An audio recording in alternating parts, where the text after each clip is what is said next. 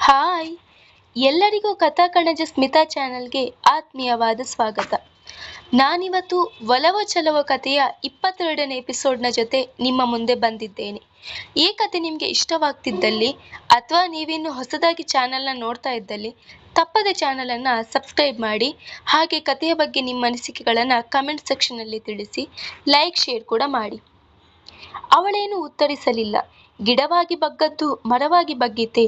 ನಿನ್ನ ಕಪಾಳಕ್ಕೆ ನಾನು ಯಾಕೆ ಬಾರಿಸಿದೆ ಅಂತ ಗೊತ್ತಾ ನಿಂಗೆ ಮನೆ ಹಾಳು ಮಾಡೋದು ಬಿಟ್ರೆ ಬೇರೆ ಏನು ಗೊತ್ತಿದೆ ಹೇಳು ಎಂದು ವ್ಯಂಗ್ಯವಾಡಿದವನು, ನೀನು ಮಾಡಿರೋ ಹಲ್ಕ ಕೆಲಸದಿಂದ ನಾನು ನಮ್ಮಮ್ಮನ ಕೈಯಲ್ಲಿ ಒದೆ ನೋಡು, ಅದಕ್ಕೆ ಆ ಮೊದಲನೇ ಏಟು. ನಿನ್ನ ಕರ್ಮಕಾಂಡದಿಂದಾಗಿ ನಮ್ಮಮ್ಮ ಊರವರ ಮುಂದೆ ತಲೆ ತಗ್ಗಿಸೋ ಹಾಗಾಯ್ತಲ್ಲ, ಅದಕ್ಕೆ ಆ 2ನೇ ಏಟು.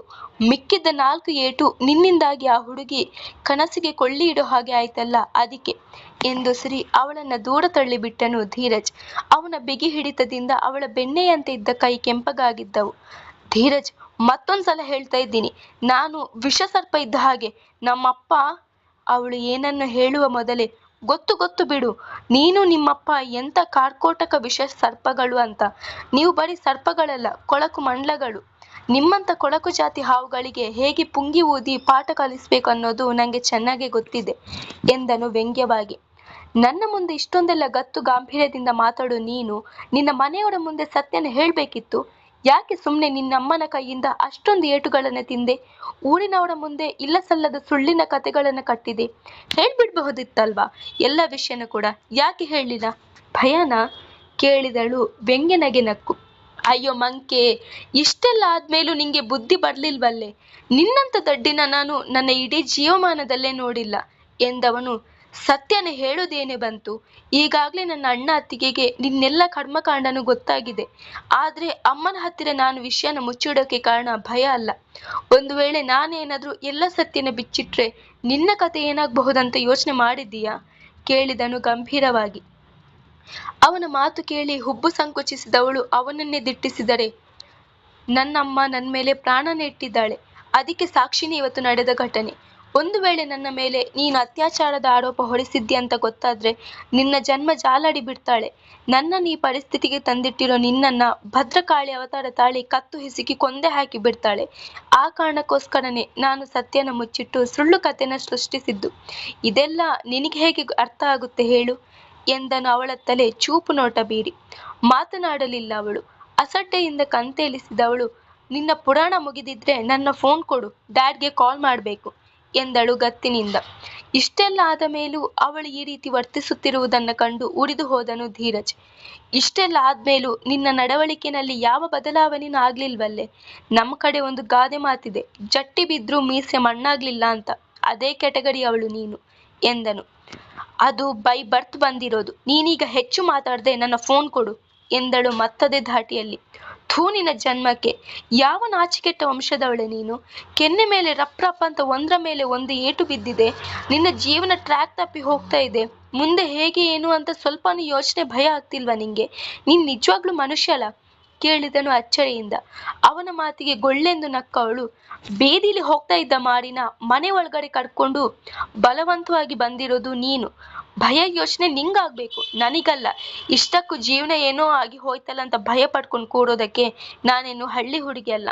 ಸಿಟಿಲಿ ಬೆಳೆದು ಎಲ್ಲ ಅಡೆತಡೆಗಳನ್ನ ಸವಾಲುಗಳನ್ನ ಎದುರಿಸಿ ಗೆದ್ದು ಬೀಗಿದವಳು. ನನಗೆ ಯಾಕೆ ಭಯ ಎಂದು ದುರಹಂಕಾರದಿಂದ ಭುಜ ಕುಲುಕಿದರೆ, ನೀನು ಮಹಾನ್ ಸಾಧಕಿ ನೋಡು. ಜೀವನದಲ್ಲಿ ಎದುರಾಗಿರೋ ಎಲ್ಲ ಅಡೆತಡೆಗಳನ್ನ ಮೀರಿ ಸಾಧನೆ ಮಾಡಿದ್ಯಲ್ಲ, ಅದಕ್ಕಾದ್ರೂ ನಿನಗೊಂದು ಸನ್ಮಾನ ಮಾಡಲೇಬೇಕು ಎಂದು ವ್ಯಂಗ್ಯ ಆಡಿದವನು, ಮಾತಾಡೋದು ನೋಡು, ಏನೋ ಕಡಿದು ಕಟ್ಟೆ ಹಾಕಿರೋರ ಹಾಗೆ. ಮಾಡಿರೋ ಹಲ್ಕೆ ಕೆಲ್ಸಕ್ಕೆ ಈ ಲೆವೆಲ್ಗೆ ದುರಹಂಕಾರ. ಇನ್ನೇನಾದ್ರೂ ಒಳ್ಳೆ ಕೆಲಸ ಮಾಡ್ತಾ ಇತ್ತಿದ್ರೆ ನಿಮ್ಮಮ್ಮ ನಿಮ್ಮನ್ನ ಹಿಡಿದು ನಿಲ್ಲಿಸೋರೆ ಇರ್ತಾ ಇರ್ಲಿಲ್ವೇನು? ಇಡೀ ಪ್ರಪಂಚದಲ್ಲೇ ನೀನು ನಿಮ್ಮಪ್ಪನಂತ ಹಲ್ಕ ತಂದೆ ಮಗಳು ಬೇರೆ ಎಲ್ಲೂ ಕಾಣೋದಕ್ಕೆ ಸಿಗಲ್ಲ ಅನ್ಸುತ್ತೆ. ಕಂಡವರ ಮನೆ ಮಕ್ಕಳನ್ನ ಬಾವಿಗೆ ತಳ್ಳಿ ಮಜಾ ತಗೊಳ್ಳೋ ಡ್ಯಾಶ್ ನನ್ನ ಮಕ್ಕಳು ನೀವು ಎಂದನು. ಹೇಯ್ ಎಂದು ಕೋಪದಿಂದ ಕೂಗಿದಳು ದೀಪ. ನಿಧಾನ, ಧ್ವನಿ ಪೆಟ್ಟಿಗೆ ಡ್ಯಾಮೇಜ್ ಆದ್ರೆ ಹಾಸ್ಪಿಟಲ್ಗೆ ಹಣ ಸುರಿಯೋಕೆ ನಿಮ್ಮಪ್ಪ ಏನು ಕಂತೆ ಕಂತೆ ಹಣ ಕೊಟ್ಟು ಹೋಗಿಲ್ಲ ನನ್ನ ಕೈಲಿ ಎಂದವನು. ನಿನ್ನ ಫೋನ್ ನನ್ನ ಹತ್ರ ಇಲ್ಲ, ಮನೇಲಿ ನಿನ್ನ ರೂಮಲ್ಲಿ ಜೋಪಾನವಾಗಿದೆ, ಅದು ಅಲ್ಲೇ ಇರ್ಲಿ ಬಿಡು. ನೀನು ನಿಮ್ಮಪ್ಪ ಸೇರ್ಕೊಂಡು ಮನೆ ಹಾಳು ಮಾಡಿ ಯೋಚನೆ ಹಾಕಿಕೊಳ್ಳೋದಾದ್ರೂ ತಪ್ಪುತ್ತೆ, ಒಂದು ಮನೇನ ಉಳಿಸಿದ ಪುಣ್ಯ ಸಿಗುತ್ತೆ ಎಂದವನು ಅಲ್ಲಿಂದ ಸರಿದು ಹೋದರೆ ಕಾಲನ್ನು ನೆಲಕ್ಕೆ ಅಪ್ಪಳಿಸಿದವಳು ಅಲ್ಲೇ ಹಾಸಿಗೆಯ ಮೇಲೆ ಕೂತಳು. ಮೆರಿಯೋ ಮೆರಿ, ಅದೆಷ್ಟು ಮೆರಿತೀಯೋ ಮೆರಿ. ಗೊತ್ತಿದ್ದು ನೀನೇ ನನ್ನನ್ನು ನಿನ್ನ ಜೀವನಕ್ಕೆ ಎಳ್ಕೊಂಡು ಬಂದಿದ್ದೀಯ. ಮುಂದೆ ಏನೆಲ್ಲ ಅನುಭವಿಸ್ತೀಯ ಅಂತ ನೀನೇ ನೋಡ್ತೀಯ. ಯಾಕಾದ್ರೂ ಇವಳನ್ನ ಮದುವೆ ಮಾಡ್ಕೊಂಡು ಮನೆಗೆ ಕರ್ಕೊಂಡು ಬಂದೆ ಅಂತ ನೀನು ಚಪ್ಪಲಿ ತಗೊಂಡು ನಿನ್ನ ಹಣೆಗೆ ನೀನೇ ಹೊಡ್ಕೋಬೇಕು. ಹಾಗೆ ಮಾಡದೆ ಹೋದ್ರೆ ನಾನು ನಮ್ಮಪ್ಪನಿಗೆ ಹುಟ್ಟಿದ ಮಗಳೇ ಅಲ್ಲ ಎಂದು ಶಪಥ ಮಾಡಿದವಳು ಆ ಕೋಣೆಯ ಸುತ್ತಲೂ ಗಮನಿಸಿದಳು. ದೊಡ್ಡದಾದ ಮೆತ್ತಗಿನ ಹಾಸಿಗೆ ಇಲ್ಲ, ತಣ್ಣನೆಯ ಗಾಳಿ ಬೀಸಲು ಎಸಿ ಇಲ್ಲ, ರಾತ್ರಿ ಹೊತ್ತು ಏಕಾಂತವಾಗಿ ಸಮಯ ಕಳೆಯಲು ಬಾಲ್ಕನಿ ಇಲ್ಲ, ಅಟ್ಯಾಚ್ ಬಾತ್ರೂಮ್ ಅದಕ್ಕಿಂತ ಮುಂಚೆ ಇಲ್ಲ. ಅವಳಿಗೆ ಮೈ ಪರಚಿಕೊಳ್ಳುವ ಹಾಗಾಯಿತು. ಮುಂದೆ ಹೇಗೆ ಇಲ್ಲಿನ ಪರಿಸರಕ್ಕೆ ಒಗ್ಗಿಕೊಂಡು ದಿನದೂಡುವುದೆಂದು ತಲೆಯ ಮೇಲೆ ಕೈ ಹೊತ್ತು ಕೂತಳು. ನೋಡುತ್ತಿದ್ದ ಹಾಗೆ ನಭದಲ್ಲಿ ಚಂದಿರನ ಆಗಮನವಾಗಿತ್ತು. ಭಾಗ್ಯ ಎಲ್ಲರಿಗೂ ತಟ್ಟೆ ಹಾಕಿದಳು. ಕಾಳಮ್ಮ, ಶ್ರೀನಿವಾಸ, ಗೌರಿ ಗಣೇಶ ಎಲ್ಲರೂ ಬಂದು ನೆಲದ ಮೇಲೆ ಚಾಪೆ ಹಾಸಿ ಕೂತರು.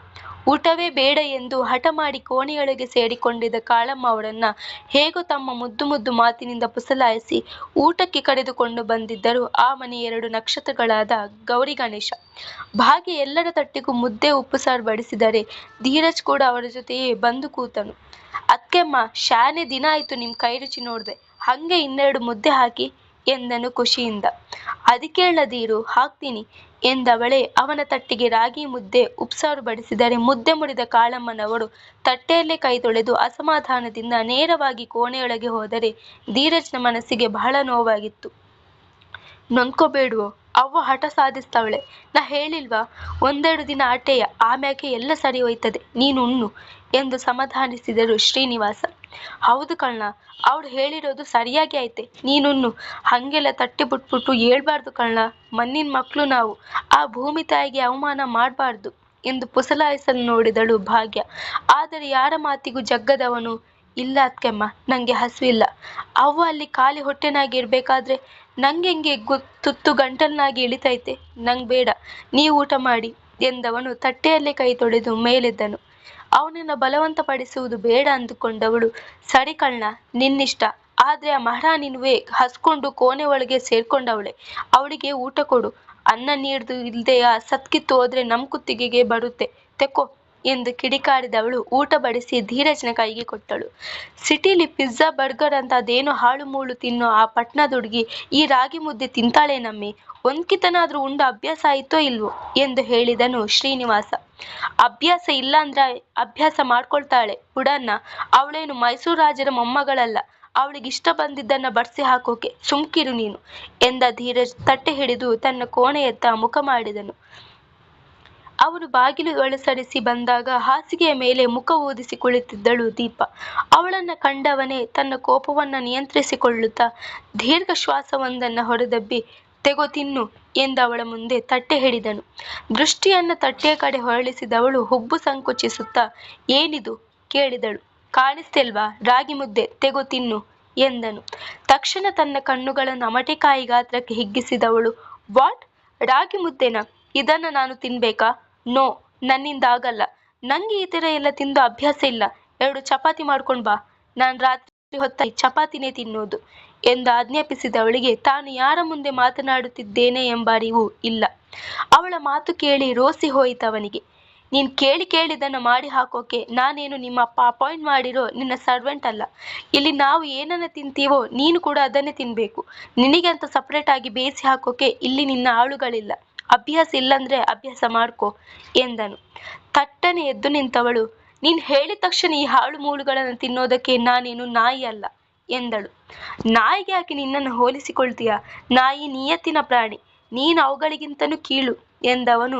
ಬೇಕಾದ್ರೆ ತಿನ್ನು, ಇಲ್ಲ ಅಂದ್ರೆ ಹಸುವಿನಿಂದ ಸಾಯಿ, ಅನ್ನದ ಮುಂದೆ ನಿನ್ನ ದುರಹಂಕಾರನ ತೋರಿಸ್ಬೇಡ, ಹೊಟ್ಟೆ ಹಸಿತಾ ಇದ್ರೂ ಇಂಥ ದುರಹಂಕಾರದ ಮಾತುಗಳಿಗೇನು ಕಮ್ಮಿ ಇಲ್ಲ, ಕೊಬ್ಬು ನಿನಗೆ ಕೆಜಿಗಟ್ಲೆ ಅಲ್ಲ ಟನ್ಗಟ್ಲೆನೇ ಇದೆ ಎಂದನು ಕೋಪದಿಂದ. ಏಯ್ ಹೋಗಲು, ಅದೇನ್ ಮಾಡ್ಕೋತೀಯೋ ಮಾಡ್ಕೊ, ಹಾಗೆ ನಿನ್ನ ಊಟನ ಕೂಡ ಇಲ್ಲಿಂದ ತಗೊಂಡು ಹೋಗು, ನೀನ್ ಹಾಕೋ ಭಿಕ್ಷೆ ನಂಗೆ ಬೇಕಾಗಿಲ್ಲ, ಈ ದೀಪನಿಗೆ ಯಾರ ಭಿಕ್ಷೆನಲ್ಲೂ ಬದುಕಿ ಅಭ್ಯಾಸ ಇಲ್ಲ ಎಂದವಳು ಅವನ ಕೈಯಲ್ಲಿ ಹಿಡಿದಿದ್ದ ತಟ್ಟೆಯನ್ನು ತಳ್ಳಿದರೆ ಅವಳ ಕಪಾಳಕ್ಕೆ ಬಾರಿಸಿದವನು, ಅನ್ನದ ಬೆಲೆ ಏನು ಅನ್ನೋದು ಗೊತ್ತಿದೆಯೇನೆ ನಿಂಗೆ? ಈ ಒಂದು ಹಿಡಿ ಅನ್ನ ನಿನ್ನ ತಟ್ಟೆಯಲ್ಲಿ ಬರ್ಬೇಕಂದ್ರೆ ಅದ್ರ ಹಿಂದೆ ಅದೆಷ್ಟೋ ರೈತಾಪಿ ಕುಟುಂಬಗಳ ಶ್ರಮ ಇದೆ. ಅವರ ಬೆವರಿನ ಪ್ರತಿಫಲನೇ ಈ ಅನ್ನ. ತಿನ್ನೋ ವಸ್ತುನ ಅವಮಾನ ಮಾಡಿದ್ರೆ ಮುಂದೆ ಒಂದಿನ ಒಂದಗಳು ಅನ್ನಕ್ಕೂ ನೀನು ಬೇಡೋ ಪರಿಸ್ಥಿತಿ ಬರುತ್ತೆ, ಎಚ್ಚರ ಎಂದು ಎಚ್ಚರಿಸಿದರೆ ಅವನನ್ನೇ ಸುಟ್ಟು ಬಿಡುವಂತೆ ನೋಡತೊಡಗಿದಳು ದೀಪ. ಏನೇ ಹಾಗೆ ನೋಡ್ತಾ ಇದ್ದೀಯಾ? ನೀನು ದುಡುಗುಟ್ಟಿ ನೋಡಿದ ತಕ್ಷಣ ನಾನಿನ್ನು ಸುಟ್ಟು ಬೂದಿಯಾಗಿ ಹೋಗೋದಿಲ್ಲ. ಆ ರೀತಿ ಕಳಕಲಾಗೋಕೆ ನೀನೇನು ಮೋಹಿನಿನೂ ಅಲ್ಲ, ನಾನು ಭಸ್ಮಾಸುರನ ಅಲ್ಲ. ನಿನ್ನ ಈ ದುರಹಂಕಾರ ಅನ್ನದ ಮುಂದೆ ನಡೆಯೋದಿಲ್ಲ. ಬೇಕಾದ್ರೆ ಬರೆದಿಟ್ಕೋ, ನಾಳೆನು ನೀನು ಇದೇ ಅನ್ನನ ತಿನ್ಬೇಕಾಗುತ್ತೆ, ನೋಡ್ಕೋ ಎಂದವನೇ ಅವಳನ್ನ ಹಾಸಿಗೆಗೆ ತಳ್ಳಿ ಅಲ್ಲಿಂದ ಸರಿದು ಹೋದರೆ ಕೋಪದಿಂದ ಕಾಲನ್ನ ನೆಲಕ್ಕೆ ಅಪ್ಪಳಿಸಿದ ಹುಡುಗಿ ಅಲ್ಲೇ ಹಾಸಿಗೆಯ ಮೇಲೆ ಕೂತಳು. ಅದಾಗಲೇ ಹೊಟ್ಟೆಯೊಳಗೆ ಹುಳುಗಳು ಯುದ್ಧಕ್ಕೆ ತಯಾರಿ ನಡೆಸಿಕೊಂಡಿದ್ದವು. ಹಿಂದಿನ ರಾತ್ರಿ ತಿಂದಿದ್ದಷ್ಟೇ. ಅದಾದ ಮೇಲೆ ಹೊಟ್ಟೆಗೆ ಒಂದು ಹನಿ ನೀರು ಕೂಡ ಹೋಗಿರಲಿಲ್ಲ. ಹಸಿವು ಹೆಚ್ಚಾದಂತೆ ಅವಳ ಸಂಕಟವೂ ಹೆಚ್ಚಾಯಿತು. ಹೊಟ್ಟೆ ಚುರುಗುಟ್ಟುತ್ತಿದ್ದರೂ ತನ್ನ ದುರಹಂಕಾರವನ್ನ ಬಿಡಲಾರಳು. ಅವನು ಹಿಡಿದುಕೊಂಡು ಹೋಗಿದ್ದ ತಟ್ಟೆಯನ್ನ ಹಾಗೆ ತಂದಿಟ್ಟದನ್ನ ಕಂಡು ಪಾತ್ರೆ ತೊಳೆಯುತ್ತಿದ್ದ ಭಾಗ್ಯ, ಧೀರು ಇದೇನ್ಲ, ಹಿಡ್ಕೊಂಡು ಹೋಗಿ ತಟ್ಟೆನ ಹಂಗೆ ಹಿಡ್ಕೊಂಡು ಬಂದೆ, ಯಾಕೆ ನೀನೆಂದ್ರೂ ಊಟ ಮಾಡಿಲ್ವೇ ಕೇಳಿದಳು ಅನುಮಾನಿಸುತ್ತ. ಇಲ್ಲ ಅತ್ಕೆಮ್ಮ, ಕೊಬ್ಬು ಅವಳಿಗೆ ಎಂದವನು. ನೀವೇನು ಯೋಚನೆ ಮಾಡಬೇಡಿ, ಹಸಿವಿನ ಮುಂದೆ ಯಾವ ಕೊಬ್ಬು ನಿಲ್ಲಕ್ಕಿಲ್ಲ, ನೀ ಹೋಗಿ ಮಲ್ಕೊಳ್ಳಿ ಎಂದನು ತತ್ತೆ ತೊಳೆದಿಡುತ್ತ. ಸರಿ ಕಳ್ಳ, ಹೊಸಿ ಕೆಲಸ ಐತೆ, ಮುಗಿಸ್ಬಿಟ್ಟು ಆಮೇಲೆ ಮಲ್ಕೋತೀನಿ ಎಂದಳು. ಸರಿ ಅತ್ಕೆಮ್ಮ ಎಂದು ಹೊರಡಲು ತಯಾರಾದವನು ಮತ್ತೆ ಅವಳತ್ತ ತಿರುಗಿ, ಅವ್ವ ಮಲ್ಕೊಂಡ್ಲಾ ಕೇಳಿದನು ತಗ್ಗಿದ ಧ್ವನಿಯಲ್ಲಿ.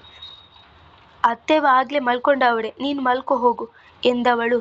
ಧೀರು, ನೀನೆಂದ್ರೂ ಜಳಕ ಮಾಡಿಲ್ಲ ಕಳ್ಳ, ಬಚ್ಚಲ್ ಮನೆ ಹೊರಗೈತೆ ಅಂತ ಹೇಳ್ಬಿಡು ಅವಳು ತಾವ, ಹಂಗೆ ಸ್ನಾನ ಮಾಡೋದಾದ್ರೆ ಮಾಡ್ಕೊಳ್ಳಿ, ಹಂಡೆ ನೀರು ಬಿಸಿಯಾಗೇ ಐತೆ ಎಂದಳು. ಸರಿ ಎಂದು ತಲೆ ಅಲ್ಲಾಡಿಸಿದವನು ಅಲ್ಲಿಂದ ಮತ್ತೆ ತನ್ನ ಕೋಣೆಯತ್ತ ಮುಖ ಮಾಡಿದನು. ಅವಳು ಸ್ನಾನ ಮಾಡಿಲ್ಲವಲ್ಲ ಎಂಬ ಯೋಚನೆ ಸುಳಿದಾಗ ಅವನಿಗೆ ತನ್ನ ಮೇಲೆಯೇ ಬೇಸರವಾಯಿತು. ಅವಳಿಗೆ ತಾನೇ ಹೇಗೆ ಗೊತ್ತಾಗಬೇಕು ಸ್ನಾನದ ಕೊಠಡಿ ಹೊರಗಡೆ ಇದೆ ಎಂದು? ಮುಂದುವರಿಯುವುದು. ನಿಮ್ಮ ಅಮೂಲ್ಯವಾದ ಅಭಿಪ್ರಾಯಗಳಿಗೋಸ್ಕರ ಕಾಯ್ತಾ ಇರ್ತೀನಿ. ಕಮೆಂಟ್ ಸೆಕ್ಷನ್ ನಿಮ್ಮದೇ.